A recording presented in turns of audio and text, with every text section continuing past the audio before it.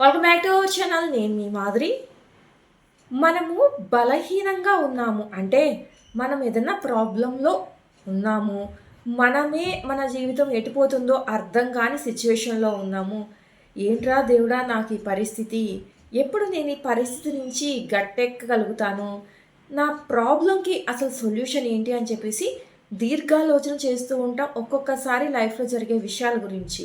అలాంటి సిచ్యువేషన్లో వచ్చేస్తారండి మన చుట్టూ కొంతమంది. ఎలా అంటే ఇలాంటి సమయంలో కూడా ఏదో ఒక విషయంలో ఏదో ఒక రకంగా నాకేమన్నా ఉపయోగపడుతారా వీళ్ళు, నేను ఏ విధంగా వీళ్ళని యూజ్ చేసుకోవచ్చు, అలాంటి అవకాశం ఏమన్నా ఉందా అని చెప్పేసి గోతి దగ్గర నక్కలు అంటారు చూసారా, గోతిగాడు నక్కలు అంటారు చూసారా సామెత, ఆ రకంగా ఎదురు చూస్తూ ఉంటారు. ఇక అలాంటి వాళ్ళని నీచాతి నీచులు అనాలో లేదు అంటే ఇంకేమనాలో కూడా అర్థం కావట్లా.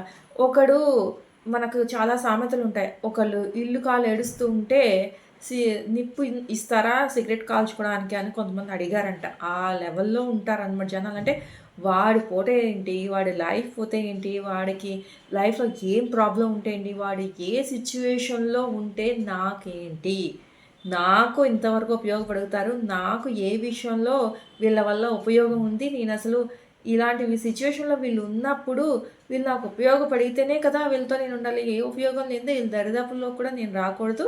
ఒకవేళ ఏ మాత్రమన్నా ఉపయోగపడే ఇంకా ఉపయోగించుకునే ఛాన్స్ ఉందా, వీళ్ళకి ఉపయోగపడతారా మనకి అనేసి ఆలోచిస్తారనమాట. అలాంటి దుర్మార్గులు మీ చుట్టూ ఉన్నారు. కొంచెం అలర్ట్‌గా ఉండండి. కొంచెము జాగ్రత్తగా ఉండండి. అసలు లైఫ్ మీకు ఏం నేర్పించబోతుందో తెలుసుకోండి. ఆ నేర్చుకునే సమయంలో ఇలాంటి వాళ్ళు ఎవరైతే చుట్టూ ఉంటారో అలాంటి వాళ్ళని ముందు గెంటేయండనమాట. మీ చుట్టుపక్కల లేకుండా గెంటేయండి.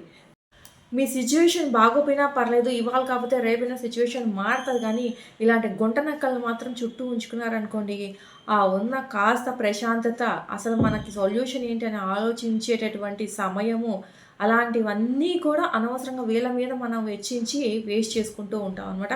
అలాంటి గుంట నక్కలు తరివేసిన తర్వాతనే మీ లైఫ్‌లో ఎట్లా ముందుకు పోవాలి, ఏం చేస్తే లైఫ్ మారుతది, ఏం చేస్తే ఆ ప్రాబ్లమ్ నుంచి గట్టెక్కుతారో అవన్నీ ఆలోచించండనమాట. ఎందుకంటే ఇలాంటి వాళ్ళని తోసేస్తే ముందల పక్క నుంచి అప్పుడు సగం మనశ్శాంతి వస్తదనమాట.